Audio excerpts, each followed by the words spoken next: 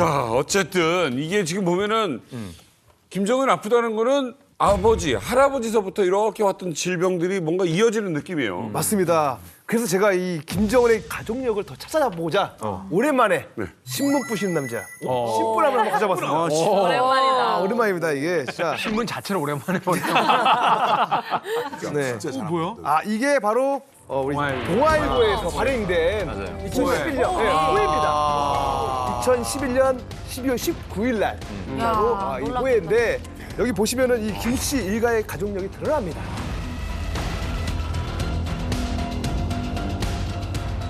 조선중앙통신 17일 아침 특별 열차에서 과로 심근경색으로.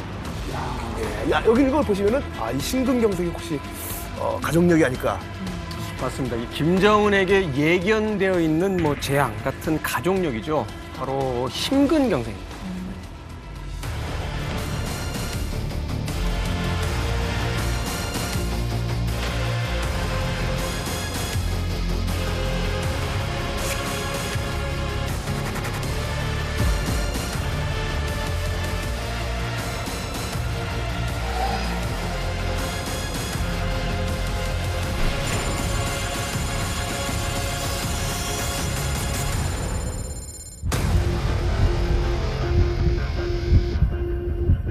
자, 심근경색이라는 거는 이제 심장에 이 혈액과 영양을 공급하는 이 동맥이 있어요. 이렇게 동맥이.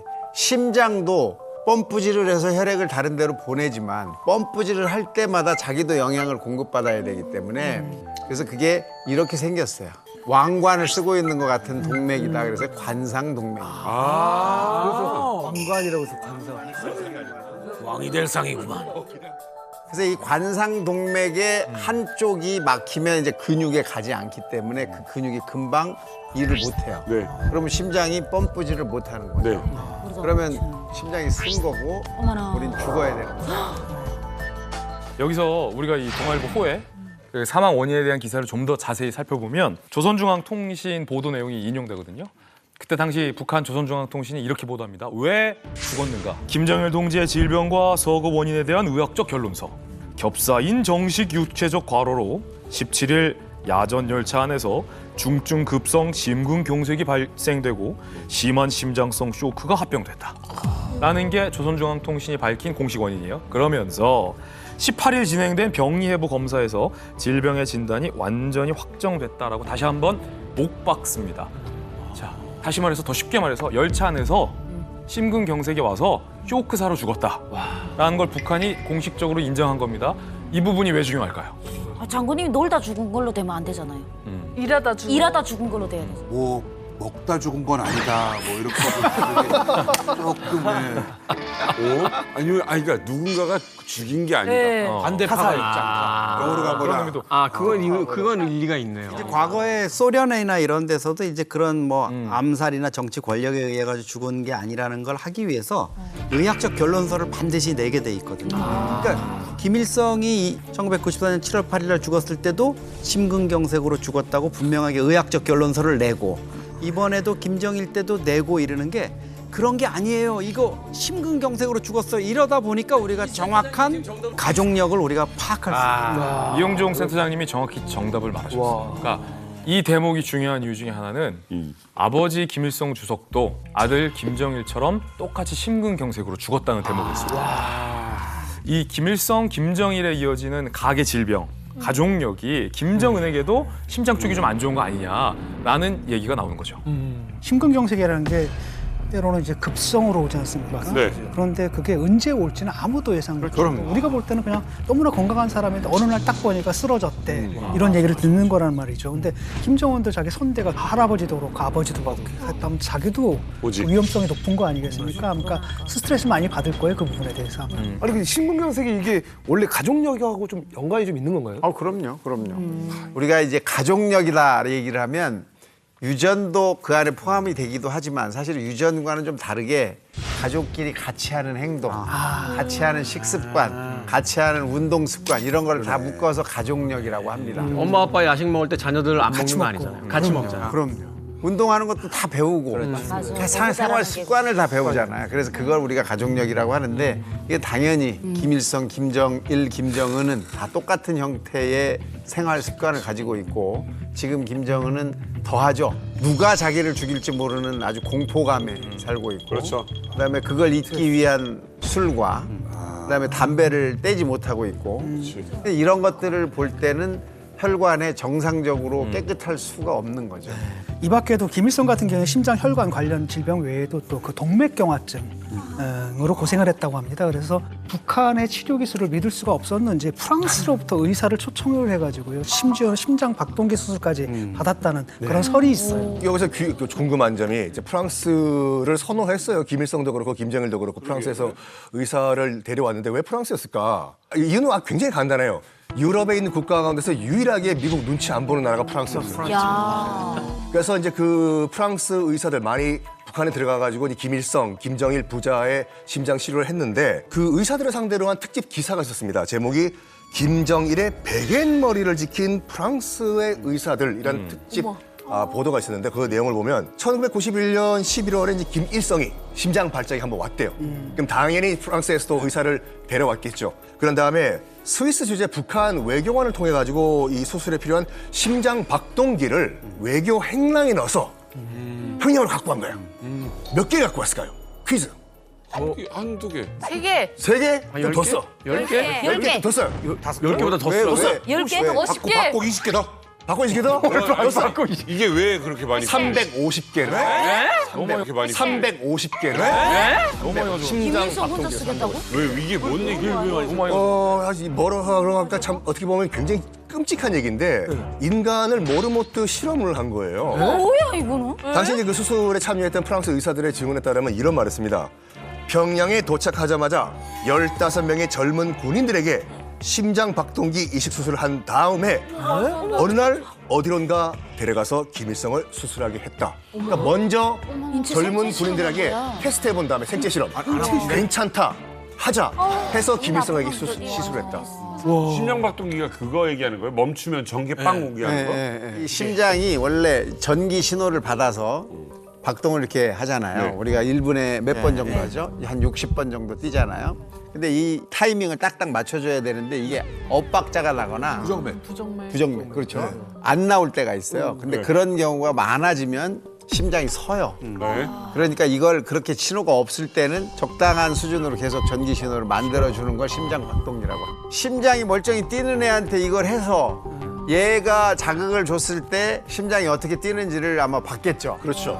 그래서 이게 제대로 신호가 가는지를 아마 확인하지 않았을까. 절대 권력이 가진 어떤 그 할 수 있을 것 같아. 동전의 뒷면 같은 공포죠. 쉽게 해서 치과에 가서 치료 하나를 제대로 마음 편하게 받겠냐고. 여기다 벌써 마취 주사 들어가는 순간. 그렇죠? 마취 주사뿐만이 아니라 하다못해 영양제 주사를 하나를 맞을 때라도 얼마나 불안한 삶을 살아. 이거를 맞을 수 있겠냐고 사실은. 그 안에 뭐가 들었는지 어떻게 알아요? 그러니까 그렇게 사냐. 그런데 여기서 한 가지 더 주목해 봐야 될 게 있습니다. 아까 이제 종민 씨가 굉장히 진귀한 동아일보 호해본을 들고 오셨잖아요. 동아일보 호해 기사의 분석에 따르면 김 위원장의 건강 이상이 처음 포착된 것은 2008년 9월 9일 북한 정권 수립 60주년 행사의 모습을 드러내지 않으면서부터다.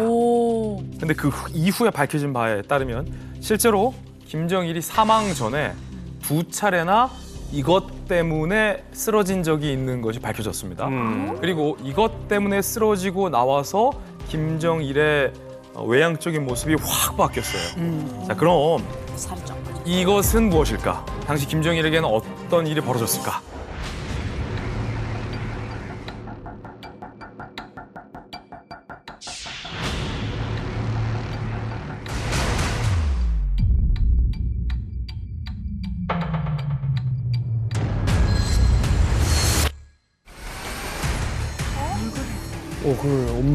저 당시에는 이제 사망설까지도 나올 정도였고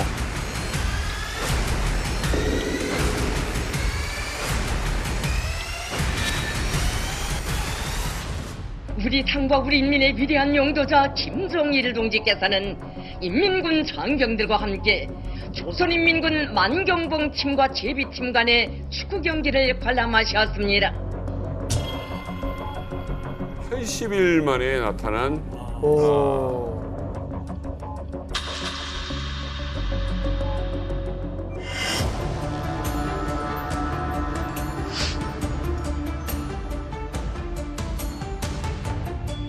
그때 보면 이제 팔이 많이 비틀어져 있고 손이 들어가 있잖아. 주머니에 들어가 있잖아. 왼손이 손가락이 잘 안 움직여.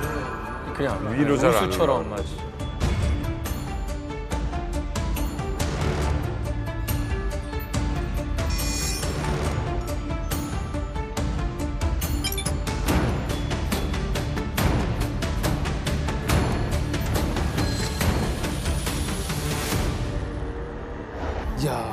자, 여기서 바로 이 김정은이 반드시 피하고 싶은 또 하나의 가족력이 나옵니다. 바로 뇌졸중입니다.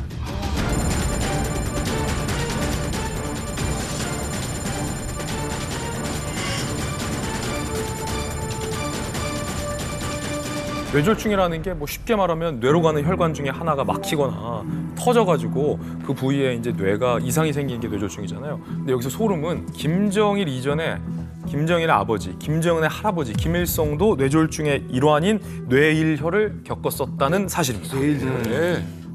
이 싸한 기분은 뭡니까 이거? 피를 잘못 받았어 백두혈통. 내내 이 뇌졸중을 피해갈 수 없다 이런 얘기 아닙니까 지금? 이목도 있는 것 같은데. 이미 다시 시작되는 그러니까 거지. 이게 가족력으로 올 수 있다는 거잖아요. 네. 근데 지금 말씀하시는 이제 심장에 있는 심혈관 질환과 뇌혈관 질환이 같은 병이에요. 근데 지금은 이제 의학적으로 심뇌혈관 질환이라고 한 번에 묶어서 얘기합니다. 연동이네. 그러니까 지금 이 가족력은 뭐 절대 피해갈 수 없는 100% 심뇌혈관 질환의 위험성이 높은 거죠. 오늘 조금 의외로 잘 나온 것 같은 생각이 갑자기 또 이렇게 듣다 보니까 드는 게 처음에는 괜히 좀 아유 나랑 같이 왜 이렇게 취급하나 이런 생각 들었는데 듣다 보니까 도저히 피해갈 수 없는 제 얘기이긴 해서 잘 이거 좀 나오셨네요. 저희처럼 이제 덩치 좀 있으신 분들은 다시 한번 들으면서 건강도 좀 자기 건강 되새겨 보고 해서 약간 그분이 오늘 좋은 일을 좀 하신 것도 있긴 하네. 아 근데 이 김정은은 계속 찌기만 한 건 아니잖아요. 아, 한번 빠졌습니다. 네, 자, 그래서 그래프를 다시 들어볼게요. 이거 수치는 사이언스예요, 사이언스. 맞아요. 거짓말을 하지 않습니다. 지금 김정은이 어느덧 130을 찍습니다. 그리고 김정은이 140kg대까지. 나 어떻게 거기다 왜 싱글 입어? 그러니까. 그런데 결정적으로 거기에 흰색을 입어요, 위아래로. 근데 뭔가 그때 김정은의 심리 변화가 있었던 것 같아요. 야, 이러다 나 죽을지도 모르겠다. 그래서 어느 날 급격하게 다이어트에 들어갔는지 몰라도 다시 120kg대로 체중이 감량이 됩니다. 20kg를 감량한 김정은의 몸. 당시 김정은의 몸에는 어떤 현상들이 벌어졌을까요?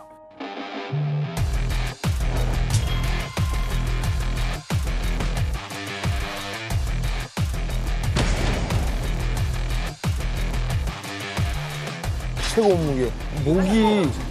목이 안 보여.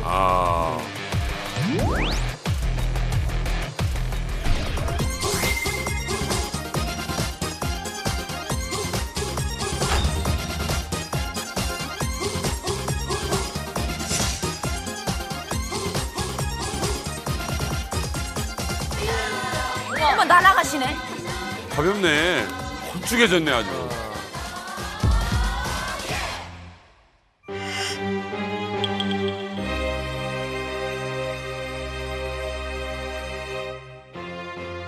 근데 왜 이래? 이때는 몸이 안 좋아 보여요. 확실히. 다 흘러내렸는데. 흘러내렸어.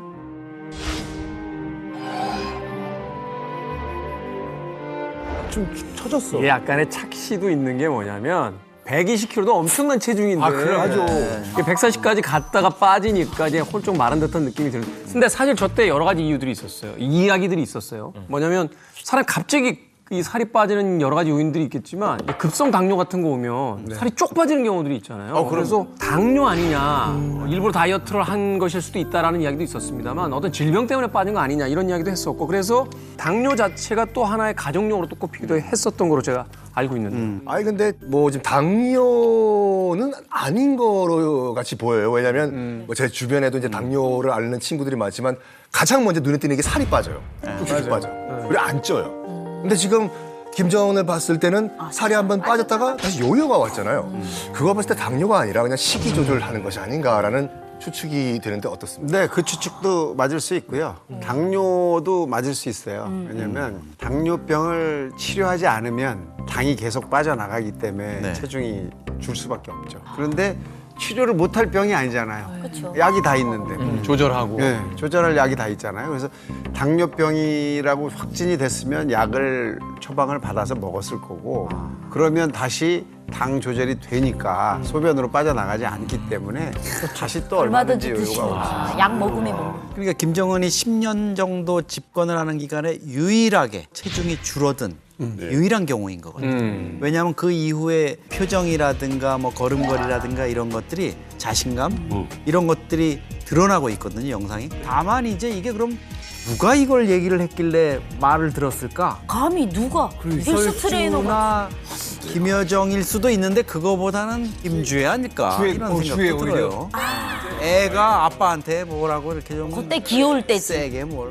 아니 그래도 북한에서 어떻게 보면 최고의 또 의료진들이 붙어서 저 정도라도 뺀 거잖아요. 김정은한테는 각 분야의 최고 전문가들이 있는 것 같아요. 근데 이들이 최고 주치의와 그리고 차량 같은 것도 늘 김정은 옆에 준비시켜가지고 언제든지 위급한 상황이면 수술을 받을 수 있게 하는데 만약에 국내에 힘이 붙인다 이러면 외국에서 정말 유능한 사람들을 국내에 초빙해가지고 그 사람들한테도 건강을 맡길 수 있는 비상 매뉴얼까지 준비되어 있다고 해요. 그렇다 보니까 김정은의 건강 상태가 어느 날은 찌고 어느 날은 빠지고 하잖아요. 근데 이게 이렇게 정말 유능한 사람들이 자기 뒤에서 항상 대기하고 있으니까 자신의 건강에 대해서 본인은 정작 좀 아니란 생각을 갖고 있지 않을까 싶어요. 항상 대기하고 있으니까. 쓰러져도 살리니까.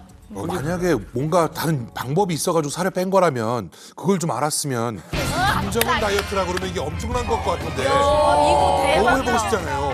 비포 애프터. 요 극비인데 있습니까? 극비인데 지금 현재 미국에서 팔리고 있는 이 당뇨 주사약이 있어요. 맞으면 네. 체중이 3분의 1이 없어져요. 3분의 1이 없어져요. 연예인들이 맞은다고 그래서. 일론 머스크가 만든 맡고 거. 있다라고 하는. 지금 일론 머스크가 맞았다는 네, 거예요. 살이 쪽 빠졌어요. 우리나라에는 아직 안 들어왔어요. 왜냐하면 미국에 하도 그 수요가 많아서 현재 만들어내는 걸로 미국 수요를 채우기도 모자랄 정도. 야, 태원. 저 남정원님. 그 주사 맞으면 30kg가 빠져. 30%가 빠져요. 대신에 30%. 대신에 이만큼 이케리터는 없어져. 직어버리다. 주사 맞으면 빠져. 30%가 빠져요. 대신에 30%. 대신에 이만큼 이케리터는 없어져. 직어버리다. 그래도 빼야지. 그래도 빼야지. 어느 쪽을 선택? 일단 아직 한국에 안 왔고. 나도 몇 달 더 출연해 보고 야, 현실적이다. 그 뒤에 선택을 하는 게 낫지 않을까. 어떡해요. 길을 올려놓고. 자, 어찌됐건 김정은은 그래도 북한에서 최상위 권력으로서 자기의 전용 주치들이 다 있단 말이에요. 그럼 그 가족력이라는 걸 이미 알고 있으니까 이걸 극복하기 위해서 뭔가 관리법이라든지 방법을 자꾸 찾으려고 하지 않을까요? 김정은의 특급 건강관리 비법 저희가 또 알아봤습니다. 자, 김씨 일가만의 해본 적 없는 100세 프로젝트.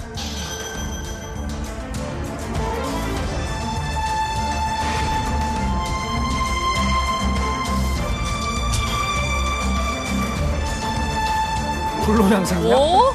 선호공이야?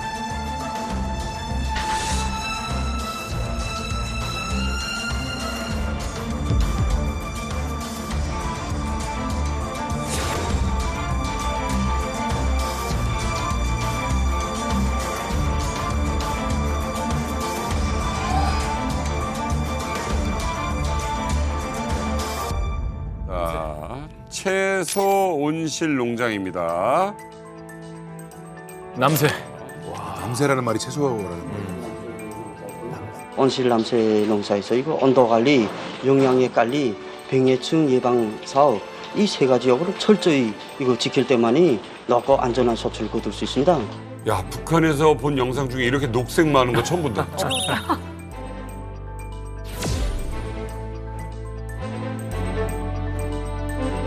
저희 때는 1호 과일이 배송되는 라인이 있어요. 이제 다 김 부자한테 납품되는 과일들 나무를 심을 때 나무 밑에 꿀이랑 설탕 같은 거를 같이 묻어서 키우면 그 당분이 엄청나게 더 올라간대요. 당도가. 당도를.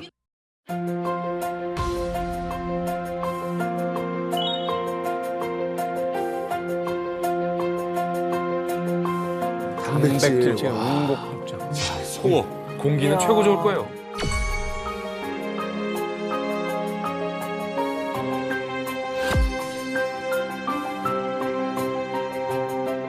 염소. 천연염물. 그러네. 천연염을.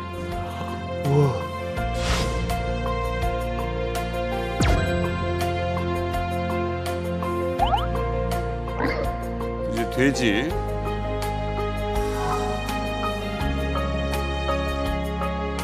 깨끗하다. 이야, 이 처음 보네.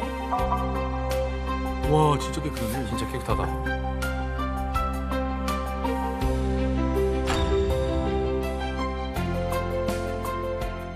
이게 사실 뭐 우리나라 시설이라고 그러면 그냥 그런가 보다라고 할 텐데 이게 북한 시설이라고 하니까 굉장히 좀 깨끗하고 뭔가 진짜 북한 시설 같지 않은 그런 부분들이 있네요.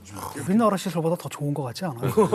너무 깔끔하게. 사실은 저것은 그 일반적인 생산 방식이 아니라 어떤 특정한 계층만을 위한 생산 방식이라는 걸 그러니까 경제성을 염두에 안 둔 방식이다. 그렇죠. 운공목장이라고 하는데 저것은 돼지고기부터 여러 가지 이제 육류들 그 최고급층들이 소비하는 육류들을 생산하는데 사육만 하는 게 아니라 그 생산에 필요한 게 그 사료잖아요. 이 사료를 갖다 천연으로 마련하고 그다음에 사육을 하고 그다음에 나중에 도축해서 가공하는 모든 시설들이 다 갖춰져 있고 그 사료도 완전히 친환경 사료. 그다음에 돼지를 마사지까지 해준대 이렇게. 돼지를 마사지까지 해준대 이렇게. 마사지 한 사람당 한 마리당 한 사람이 거의 붙어가지고 마사지까지. 스트레스를 없애주고 매일 목욕시켜주고 아까 얼마나 깨끗합니까? 똥 같은 거 싸자마자 하나도 안 보이는. 바로 치워버리고 해서 완전히 깨끗하고 부드러운 고기, 진짜 친환경 고기를 생산하는 거죠. 근데 이런 게 사실상 아까 얘기한 것처럼 경제성은 없거든요. 그러니까 저건 분명히 어떤 특수한 목적 또는 특수한 소비자를 위한 특별한 생산 시설이다라고 생각할 수가 있죠. 돼지가 지가 돼지인지를 모르겠네요. 그러니까 집사를 두는 거죠. 고양이만 집사가 아니라 뭐 사람을 집사로 두고. 우리도 뭐 가축 기를 때 뭐 클래식 음악을 틀어준다든가 뭐 어떤 기능성 사료를 한다든가 이렇게 하는 거를 북한도 배우고 있는데 도입하고 있는데 그거 자체가 이제 일반 주민들을 위한 또 어떤 선택할 수 있는 사람들을 위한 게 아니고 그건 원천적으로 차단되는 거고 우리가 오늘 얘기하고 있는 기밀성이나 고위층, 핵심층들을 위한 어떤 공급망에만 그것이 이제 적용되는 거죠. 최신 시설들. 그래서 사실은 저도 이제 북한에 가서 저 소 키우는 거 이런 걸 한번 본 적이 있어요. 우리 영농 후계자분들하고 같이 가서. 근데 소가 저렇게 다 말랐어요. 갈비가 이렇게 나오고 그 고기가 맛이 있을 수가 없어요. 왜냐하면 지방이 없어요. 그러니까 그 전문가분들, 우리 사료 전문가 이런 분들 말씀이 저거 우리한테 맡겨주면 한 2달 반만 기능성 사료 먹이면 사이에 마블이 싹 끼면서 기가 막힌 게 될 텐데 저렇게 이 사람들이 못 키우네 이러는 거예요. 근데 그런 부분들을 이제 뛰어넘어서 북한도 이제 특산물이라든가 이런 부분은 적용을 하는 거고 그게 또 안 되는 부분은 어떻게 하겠어요? 수입하는 거죠. 그렇지. 북한 정권 유지의 핵심은 어쨌든 김부자, 지금 이제 김정은의 건강이에요. 김정은이 건강하면 이 체제는 안정되게 유지하는 거니까 얼마나 많은 분야의 전문가들이 일하겠습니까? 김정은의 온몸을 관리하는데 그중에서도 오래전부터 이것을 가장 깊게 연구했다. 정자. 소문이 있습니다. 뭐 힌트를 드리자면 뭐 이만갑 남자 출연자 분들 중에서는 뭐 제가 단연 저기 하지 않을까. 갑자기 뭐 나이를 보나 뭐 뭘까요? 달리기? 전립선? 뭐야? 전립선 아니야? 피. 혈통이니까. 피를. 정답은 바로 정력이라고 합니다. 정답은 바로 정력이라고 합니다. 정력이 왜 중요해요? 정력에 대한 연구가 정자도 아니고 정력이야? 정자를 포함하는 거죠.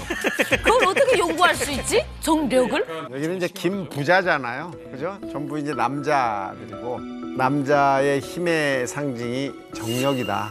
이렇게 이제 김부자 라인이 생각을 한 거죠. 그래서 이제 김정일도 과거에는 자신의 건강 상태를 확인하는 것을 성욕이 있느냐 이걸 가지고 이제 판단을 했다고 그래요. 그래서 내가 성욕이 떨어졌을 때는 어떤 음식을 갖다 줘도 뭐 만족하지 못했다. 성욕을 증가시킬 수 있는 음식을 가져와라. 뭐 이런 이제 그런 걸 했다는 거죠. 그래서 이 연구소에서 연구한 것은 어떻게 하면 정력을 보존하고 성욕을 계속 유지시킬 수 있도록 하느냐. 그런 게 중요하구나. 희한한 연구소가 다 있네. 그래서 사실은 그 미국의 헐리우드 영화들을 보면 그 더티 헬이라는 영화가 있어요. 클린트 이스트우드가 전성기 때 아주 그 마초적인 경찰로 나오는데 이 경찰이 쓰는 무기가 44 매그넘이라고 굉장히 총신이 긴 피스톨이에요. 근데 그게 소위 이제 마초 시대의 남성성을 상징하는 거다. 이렇게 이제 해석들을 하거든요. 그래서 몇몇 어떤 그 재미있는 분석 중에 하나가 김정은이 자꾸 저렇게 로켓에 집착하는 게 사실은 상대적으로 정력이 약하기 때문이다. 대리만족. 약간 ICB만이라는 거지. 보태드린 뭐냐면은 이건 거의 정설이에요. 해밍웨이가 무기에 집착을 했잖아요. 무기여 잘 있거라. 무기여 잘 있거라. 그 해밍웨이가 해밍웨이는 마초였죠. 엽총을 좋아하고 사냥도 많이 사냥 좋아하고 무기에 집착한 이유가 정력이 굉장히 안 좋았대요. 남성성이 또 남성성이 없어. 그리고 히틀러도 이것도 거의 정설인 게 히틀러도 무기에 그렇게 집착했던 게 뭐냐면 성불구였다고 하죠. 근데 지금 사실 이제 의사들이 볼 때 의사들의 보는 이제 관점으로 보면 김정은의 그 체중, 나이 그 안에서 자기가 가지고 있는 그 정신적인 스트레스, 그다음에 있을 것으로 예상되는 질병 이걸 합쳐놓으면 김정은은 발기부전 일 것이다라고 생각이 됩니다. 저는 괜찮습니다. 왜? 라고 생각이 됩니다. 저는 괜찮습니다. 그래라고 나는 혹시 체구 때문에 혹시 오해하시는 분이 있을까 봐 비슷한 체구들이니까 전혀 뭐. 예. 그래요? 제가 실제로 봤습니다. 제가 실제로 봤습니다. 이상해지는 거야. 실제로 봤는데 그때부터 내가 선배랑 호칭을 지으려고 생각했어요. 이게 무슨 소리 하는 거야. 봤다는 게 이상하지. 아니야. 사실 뭐 고대 왕들도 장수 숫자나 이 복복자를 베개에다 이렇게 써놓고 잤다 뭐 이런 기록들도 있는데 사실은 수면의 질이 가장 중요하지 않습니까? 그러다 보니까 당연히 그런데 신경 쓰지 않을까 하는 또 생각이 들거든요. 맞습니다. 실제로 이제 김일성 같은 경우에는 그 자기 이제 관갑이었었죠. 관갑이었던 1972년도에 노동당까지 동원해가지고 이제 인민들에게 참새 잡아오라고. 참새? 참새, 짹짹짹짹. 실제로 이제 김일성 같은 경우에는 그 자기 이제 관갑이었었죠. 관갑이었던 1972년도에 노동당까지 동원해가지고 이제 인민들에게 참새 잡아오라고. 참새? 참새, 짹짹짹짹. 참새 깃털로 이불을 만들면 알았어. 여기 털. 날아갈 것 같은 거야? 근데 어딘가에 있는 요 털만 쓰는 거지. 어머.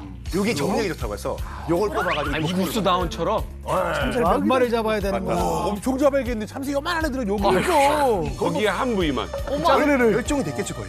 또 정력이 올라간다고? 미신인데 이거는? 미신 같은 거죠. 그래도 이 어떻게 보면 이 만수무강 연구소 때문인지도 모르겠지만 어떻게 보면 김일성이 그래도 꽤 좀 오래 장수한 편 아닌가요? 김일성 같은 경우는 오래 살았어요. 82세. 1912년에 태어나서 94년까지 살았으니까 오래 산 거거든요. 그만큼 이제 관리도 했고 여러 가지 뭐 질병이나 이런 게 있었지만 상당히 건강한 체질이었어요. 건강한 체질이었고. 근데 이렇게 생각해 볼 수는 없을까요? 제 개인적인 생각인지 모르겠습니다만 3대에 걸쳐서 봤을 때 김일성 같은 경우는 3부자 중에서 가장 스트레스가 적지 않았을까 싶어요. 어찌됐건 북한이 그때는 한국보다 경제 상황에서 또 우위에 있었던 것도 있고 또 외적인 요인에 의해서 뭐 여러 가지 어떤 스트레스 상황도 좀 덜했을 수 있는데 이게 이제 김정일 오고 김정은을 오면서 고립되기 시작하고 경제 상황도 정말 안 좋아지기 시작하면서 사실은 자기들 어떤 정통성에 대한 부분들도 여러 가지 흔들렸던 적도 있고 이러다 보니까 스트레스 상황이 더 많은 거 아니에요? 그러니까 김일성 같은 경우에는 김정은과 비교하면 공간이 달라요. 이 노는 공간이.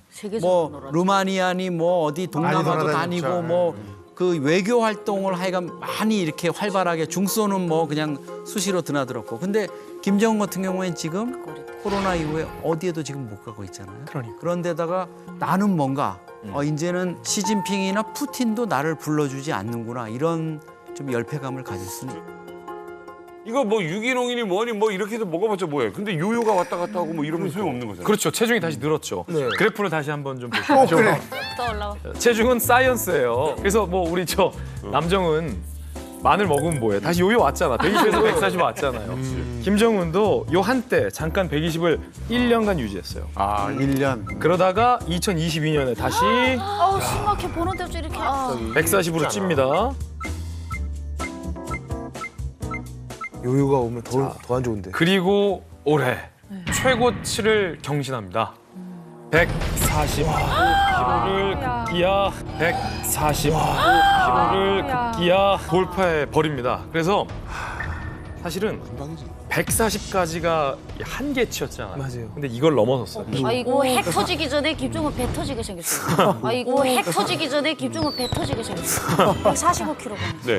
사실은 지금은 어찌됐건 김정은이 살아있으니까 예측 가능한 수순에서 대응이 되는데 김정은 유고 시에 과연 어떤 일이 벌어질 것이냐 여기에 대해서 이제 우리가 그 판단을 할 수가 없는 상황이니까. 그렇죠. 이렇게 뭐 많이 걱정들 해주신데 사실 저도 걱정 많이 하고 있습니다. 그럴 것 같아.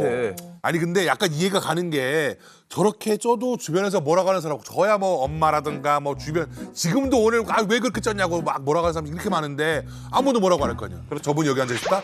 여기 반 정도는 벌써 딴 데 갔습니다. 지금. 여기 반 정도는 벌써 딴 데 갔습니다. 지금. 그리고 또 한 가지가 저 또 북쪽에서는 체구가 저럴수록 뭐 오히려 인기 좋다고 막 그럴 정도니까. 저건 아니지 그래도 저건. 이 정도는 아니에요? 아 요즘 젊은 친구들은 또 한국 드라마를 많이 봐서 뚱뚱하면 안 예쁘다는 걸 알아요. 한국 드라마가 문제고 맞아. 한국 드라마가 문제야. 근데 또 두 가지로 생각을 해요. 뚱뚱한 사람을 보면 아 저 사람은 진짜 잘 먹고 잘 사는 사람이다. 그렇지. 아니면 한편으로는 아 저 사람은 병이 있나? 어디가 아픈 사람이구나 이렇게 생각을 하는데 김정은 같은 경우는 좀 별개인 게 과거 김일성부터 김부자가 다 체격이 좋았잖아요. 그래서 북한에서는 교육할 때 그들은 위인이고 신이다 라고 교육을 하니까 아 우리가 생각할 때 옛날 영화 봐도 장수들은 다 풍채가 좋잖아요. 하늘이 내신 신이고 장수이기 때문에 저게 풍채가 좋구나. 이렇게 생각을 하고 또 특히 김정은이나 김정일 같은 경우는 맨날 TV로 밖에서 죄기밥에 쪽잠 자면서 인민들을 위해서 고생한다. 한데 뚱뚱하니까 부으셨구나. 한데 뚱뚱하니까 부으셨구나. 잘못 드셔갖고. 고생해갖고. 뭐 스위스 에멘탈 치즈 좋아해서 저렇게 뚱뚱해진 줄 사람들 모르는 거야. 지금 145kg까지 나가잖아요. 김정은만큼 김일성도 김정은도 비만은 아니었던 것 같아요. 근데 그냥 저희가 생각해 봤을 때 어리잖아요. 어린 나이에 저렇게 독재자의 삶을 살다 보니까 불안감, 암살당한다는 그 불안감과 스트레스 때문에 저렇게 고도 비만이 되지 않았나 싶어요. 정확한 지적이 실제로 올해 4월이었어요. 최근이죠, 비교적. 국정원에서 우리 국회를 상대로 북한 관련해서 김정은의 건강 상태에 대한 최신 첩보 동향을 보고했습니다. 그때 국정원의 보고 내용은 북한이 해외로부터 불면증 치료를 위한 졸피뎀 등 최신 의료 정보를 집중 수집하고 있는 정황을 우리 정보당국이 포착했다라는 점을 국회에 보고한 적이 있어요. 이 말은 김정은의 불면증이 너무 심각해서 북한 내부에 있는 약 혹은 치료법으로 이걸 치료할 수 없는 수준에 이르렀다라는 것을 반증하거든요. 그럼 김정은이 왜 못 자냐에 대해서 많은 우리 정보당국과 많은 전문가들은 본인의 권력 유지에 대한 불안감 그리고 본인과 본인의 아들, 딸에게 가해질 신변의 위협에 대한 불안감 그리고 국제 정세에 대한 위축감 등등을 꼽고 있습니다. 잠을 못 자는 상황이에요. 그렇기 때문에 김정은이 알코올 의존증이 높아진다. 계속해서 술을 먹고 술로 잠을 청한다라는 게 있고요. 이 악순환되는 사이클에 김정은이 신체 리듬이 깨지고 계속해서 체중이 증가하고 있다. 이런 보고를 한 적도 있습니다. 생각해보면 지금 말씀하신 것처럼 최면 진정제로 쓰이는 이제 졸피뎀 약물에다가 알코올 의존증. 이거 사실은 이걸 두 개를 동시에 한다? 어떻게 하는지. 사실 저도 이게 얘기 듣기로 이게 수면제하고 알코올하고 진짜 너무 안 좋다고 얘기 들었거든요. 위험하다고. 완전 근데 이게 독약 아닙니까? 이거? 거의 뭐 폭탄 아닙니까 이거? 칵테일 효과 뭐 이렇게 해서 확 올라오지 않습니까 이거? 폭탄이라고 설명을 해도 뭐 무방하지만 굉장히 위험하죠. 왜냐하면 이제 잠이 안 오니까 술을 먹는 분들이 꽤 많아요. 그러면 잠이 들잖아요. 이 술은 알코올은 잠을 들게만 합니다. 유지가 안 돼요. 맞아요. 그러니까 잠을 들었는데 계속 깼다 잤다를 반복하는 거예요. 그러니까 아침에 일어나면 개운하지 않죠. 한 10번은 깨는 거야. 10번 이상 깨죠. 계속 깨요. 그 상태니까 드디어는 이제 수면제를 찾게 되는 거고 이 수면제로 알려진 이 성분은 특징이 두 가지가 있어요. 아주 중요한 특징이 두 가지인데 하나는 용량을 아무리 높여도 효과는 항상 똑같다는 거예요. 그러니까 반알을 먹어서 자던 사람이 잠이 안 오네, 한 알로 올려. 그러면 더 잠을 잘 것 같지만 사실은 아니고 똑같은 효과라는 거죠. 두 번째 아주 큰 특징은 먹고 잠든 순간부터 깨어날 때까지 내가 무슨 짓을 했는지를 몰라요. 그 이야기 하시더라고요. 약 먹으면 휴대폰도 보지 마라. 그냥 가만히 누워 있어라고. 아니 그래도 일어나서 딴짓을 하는 사람이 있어요. 별의별 에피소드가 다 있습니다. 자다 말고 일어나서 전화를 해요. 한 30명한테 전화를 해서 욕하고 싸워요. 그리고 자기는 자. 아침 몰라요. 술 취한 거네. 완전히 술 취한 필리핀 킹 거네. 또 어떤 사람은 밥을 해서 다 먹고 설거지도 해놓고 자. 근데 음식 그 재료가 없어졌어. 이거 어디 갔냐고. 무섭다 이거. 심각하죠. 이건 아주 심각한 일이에요. 그리고 유명하다가 문제가 생겼던 연예인들, 목숨을 버리는 연예인들의 대부분이 또 이거랑 연관이 있어요. 왜냐면 자기가 준비하고 한 게 아니고 이 약의 부작용으로 인해서 무슨 짓을 하는지를 모르는 거예요. 그렇기 때문에 이건 아주 장기간 사용하는 약이 아니에요. 지금 이런 약제를 수입량이 늘고 또 알코올 의존성이 높아졌다는 것은 아주 굉장히 심각한 불면증 상태다. 아, 이게 전 세계가 주목하고 있는데 누군가는 나를 죽이려 한다라는 걸 인지하고 있는 사람의 스트레스라는 건 어마어마하겠죠. 생각을 해보세요. 어디 가서 물 한 잔을 먹을 때도 그 물 한 잔이 듣는 순간에도 100만 가지 생각이 머릿속에 있을 텐데 이걸 어떻게 사냐고 사람이. 그렇지. 그러니까 어디 가서 담배꽁초도 함부로 못 버리는 거죠. 내 유전자 정보가 노출될 수 있으니까 이런 거고 후세인이 잡혀가서 사형당하는 거를 김정일은 본 거고 김정은은 2019년에 IS 지도자 알바그다디가 가족들 처형당하는 걸 봤잖아요. 미군 특수부대에 의해 가지고 마지막에 사살당하고 자폭하는 거를. 그러면 아마 김정은 입장에서는 뭐 밤마다 그게 악몽이지 않을까. 그렇죠. 사실 우리 같은 경우에는 이제 시스템이 갖춰져 있잖아요. 대통령 유고가 되면 선거를 치러가지고 뽑는 게 안정적으로 유지가 되고 있는데 옛날은 왕조 때는 안 그랬잖아요. 그러니까 항상 중요했던 게 세사 책봉이었어요. 그래서 안정성을 줬던 거거든요. 그러니까 북한 같은 경우에도 사실 김일성에서 김정일로 올 때 20년 걸렸어요. 이양하는데 권일 양. 그런데 문제는 뭐냐, 김정일 건강이 급속히 악화되면서 김정은한테는 아주 급속하게 넘겨준 거예요. 근데 김정은부터는 아래가 없잖아요, 지금. 애들이거든. 어떤 일이 벌어질지 몰라요. 그러니까 세습 구도가 아직 확보가 안 된 거고 또 하나는 뭐냐, 세습할 사람도 지금 마련이 안 된 상태에서 급변 사태가 일어나면은 군부에서 누가 치고 나와서 쿠데타를 할지. 그러니까 이런 사태 때마다 우리는 안보적인 관점에서 굉장히 불안해지는 거거든요. 왜냐하면 상당히 상황 자체가 모험적이면 행동 자체도 모험적인 행동을 할 수가 있다는 거예요. 그게 이제 우리의 불안감이죠.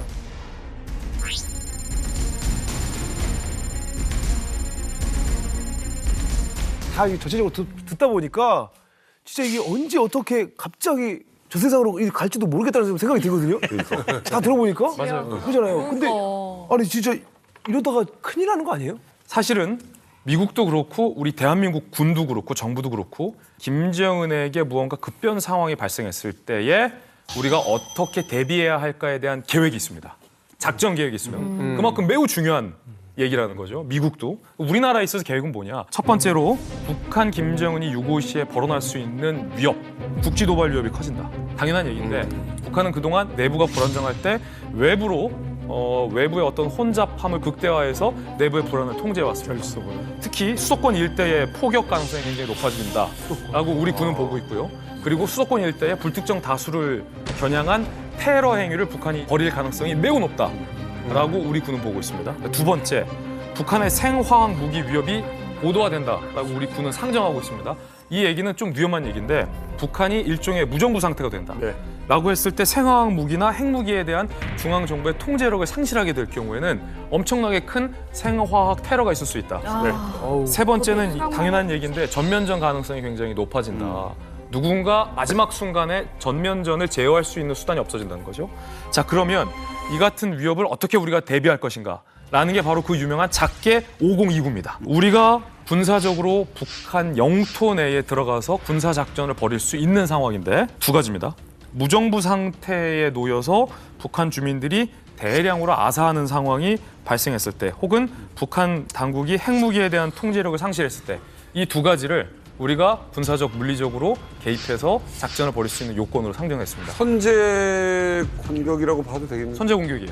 자, 그러면 어떤 것을 군사적으로 가장 먼저 하느냐? 바로 첫 번째가 핵시설 해체, 두 번째가 참수 작전입니다. 핵시설 해체는 우리 정보당국과 미 정보당국이 파악한 북한의 핵시설을 가장 먼저 우리 군이 가서 장악하고 해체하는 거예요. 두 번째는 거의 동시에 이루어지는데 북한 군부의 핵심 인원들을 다 참수하는 겁니다. 그러니까 지금 만약에 유사시에 김정은이 갑자기 죽었다. 가장 지금 우려를 하는 국가가 어딜 것 같아요? 중국이에요. 아, 중국이 나는 제일 애매할 것 같아. 왜냐면 일단 중국이 가장 두려워하는 게 뭐냐면 압록강, 두만강 건너가지고 이 수십만 명의 이제 난민들이 이제 중국 땅으로 들어가는 맞아. 이 통제가 안 돼요. 그래가지고 이럴 경우에는 이렇게 하자라는 밀약을 맺은 게 있어요. 뭐냐면은 만약에 지금 실질적인 핵 보유국이잖아요. 여기에 지금 버튼을 누를 사람이 없어졌다. 이거 빨리 누가 통제를 해야 돼요. 그래서 김정은이 실제로 죽었다라는 판단이 쓴 직후에 일단 중국 인민해방군이 압록강 건너가지고 평안도는 중국이 장악하고 함경도는 러시아가 들어와서 장악을 하고 미군이 올라가가지고 이거 평양 이남을 나누자. 이래가지고 3개국이 뭘 또 나눠요? 일단은 나눠가지고 통제를 하자. 그리고 제일 먼저 들어간 중국 인민해방군이 북한이 보유하고 있는 핵무기를 먼저 통제를 하겠다. 말도 안 돼. 이런 딜을 했다는 것이 중국이 공개를 해가지고 파문인 적이 있어요. 나는 너무 놀라웠어요. 김정은 하나 없어. 저는 사실 김정은 혼자만 배 터지고 주민들 굶어 죽어가고 있는데 정문이 빨리 죽어야 국민들이 산다라고 생각했는데 맞아. 이런 거를 들으니까 김정은이 하나 죽으면 아비규환이 되겠구나 이런 생각을 하게 되네. 더 무서운 상황들이 오겠네. 김정은만 죽으면 우리가 북한을 해방할 수 있다. 뭐 이렇게 생각을 했었는데 생각했는데 그거 아니네. 이거 아무튼 어떤 생각을 해봐도 김정은이 갑자기 죽는 거는 참 복잡하네요. 그렇죠. 사실 건강 문제와 관련해서는 누가 제일 잘 알겠습니까? 자기 자신이 제일 잘 알겠습니다. 아침에 일어나면 벌써 알죠. 네, 이게 어떻게 어디까지 와 있구나 하는 걸 아는 거고 아버지인 이제 김정일 국방위원장도 사실 26살밖에 안 된 자기 막내 아들한테 권력을 후계를 넘겨주려고 그 마지막에 막 다리를 질질 끌면서 다니고 이런 것도 결국은 자기 생명이 얼마 남지 않았다는 걸 알았던 거죠. 알았기 때문에 그렇게 했는데 김정은이 지금 딸 주애를 데리고 나와서 이렇게 움직이고 이러는 것들이 뭘까 하는 게 사실은 아직은 이제 정확히 판단은 안 서지만 김정은이 뭔가 자기 나름대로의 계산이 있는 것 같아요. 아니 근데 오늘 그 김정은의 몸부터 어떻게 보면 이 속마음까지 엑스레이 찍듯이 이게 좀 들여다봤는데요. 건강검진이요. 예, 건강검진이었는데 김정은 씨 이대로 좀 괜찮으시면? 그 남조선에서는 그 100세 시대라는 얘기가 있지 않습니까? 그렇죠. 하지만 이 김정은에게는 200세 시대, 아니 300세 시대까지 있다 이겁니다. 그러니까 걱정하지 말라. 말도 안 되죠. 말이 됩니까? 지금 제가 볼 때 의사로서 전문가로서 지금 현재 김정은의 상태, 체중과 가지고 있을 질병과 그 질병의 위험성을 본다면 지금 빨리 정신 차려야 됩니다. 건강에 대한 생각을 할 때죠. 네. 그럼요. 반드시 해야 될 때죠. 몸무게를 자꾸 저희 보고 몸무게를 자꾸 저희 보고 얘기하시죠. 정신 차려. 같이 듣겠습니다. 줄여야 됩니다. 체중 줄이고 그에 알맞는 치료 방법을 찾아서 정확한 치료를 해야죠. 그러니까 체중 140kg을 넘나드는 이 김정은의 건강 문제는 사실 뭐 한반도뿐 아니라 지구 전체에 영향을 미칠 수 있는 일이 벌어지기 때문에 오늘 이런 얘기까지 해봤던 것 같습니다. 야, 오늘 음악 선정은 정말 궁금하다. 체중? 야, 체중 비만인데 어떻게 이거를. 되게 너무 가벼운 비교 뭐 이런 거 아니죠? 그러니까. 뭐, 오늘 골라온 곡은 그 하와이 출신의 아티스트입니다. 이스라엘 카마카위올레라는 아티스트의 이제 Somewhere Over the Rainbow하고 What a Wonderful World 이제 두 곡을 접속하는 거예요. 이 김정은과 이스라엘 카마카위올레는 완전히 다른 사람이에요. 이스라엘 카마카위올레는 하와이에서는 영웅입니다. 그러니까 하와이의 어떤 독립을 주장했던 인물이고 또 노래를 통해서 굉장히 많은 하와이의 그 위상을 높였던 사람이고 근데 이분이 과체중이셨어요. 이 몸에 질병들이 생기고 이러면서 체중이 늘어나기 시작했는데 얼마나 늘어났냐면 340kg. 140보다 더. 그리고 결국은 140kg 는 수년 아무것도 중에 아니네. 자기 체중에 압사돼서 돌아왔어요. 하와이에서는 거의 국가장처럼 치렀거든요. 그러니까 결국 이런 거죠. 그러니까 그 사람이 얼마나 위대한 인물이건 어떤 사람이건 결국은 건강을 이길 수는 없는 거예요. 그래서 사실은 이분이 역설적으로 노래한 What a Wonderful World 같은 노래처럼 결국 김정은이 꿈꾸는 뭔가 행복한 세상이 있다라면 사실은 그건 자신의 건강과 평화로부터 시작돼야 되지 않나 그런 생각을 합니다.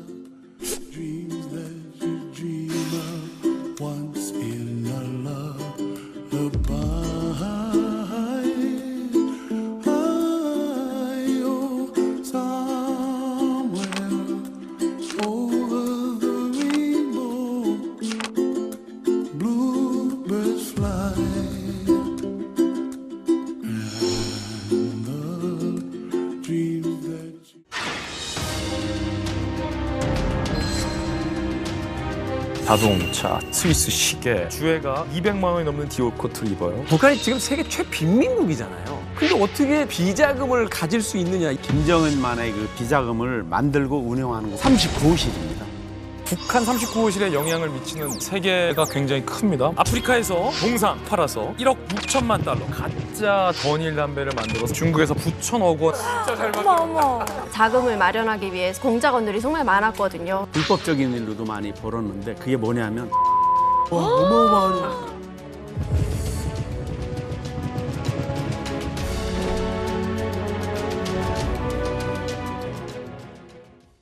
채널 A